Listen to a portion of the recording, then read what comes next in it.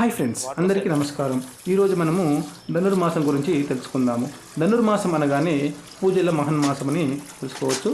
ఈ యొక్క పవిత్ర కాలంలో ఒక్కసారైనా సరే నీటితో అభిషేకం చేస్తే జీవితం మారిపోతుందనేసి మన శాస్త్రాలు పురాణాలు తెలియజేస్తున్నాయి.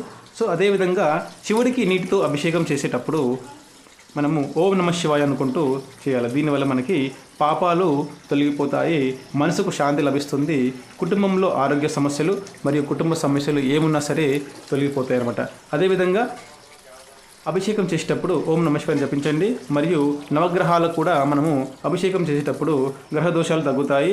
అదేవిధంగా యొక్క ఉద్యోగం మరియు డబ్బు, ఆరోగ్య సమస్యలు, కుటుంబ సమస్యలు, ఈ విధంగా ఎన్నో సమస్యలతో చాలామంది బాధపడుతుంటారు. కాబట్టి ఈ యొక్క దేవాలయాలకు రావడం కారణం అదే. కాబట్టి సో మనమైతే ఈ విధంగా నీటితో అభిషేకం చేసుకుంటూ మన నవగ్రహాలు జపించుకుంటూ ఓం నవగ్రహ దేవతాభ్యో నమః అని మనం మంత్రం జపించి కూడా అభిషేకం చేయవచ్చు.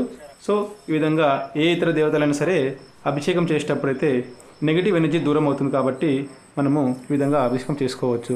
సో వీడియో ఎలా ఉందో నచ్చితే లైక్ చేయండి, సపోర్ట్ చేయండి.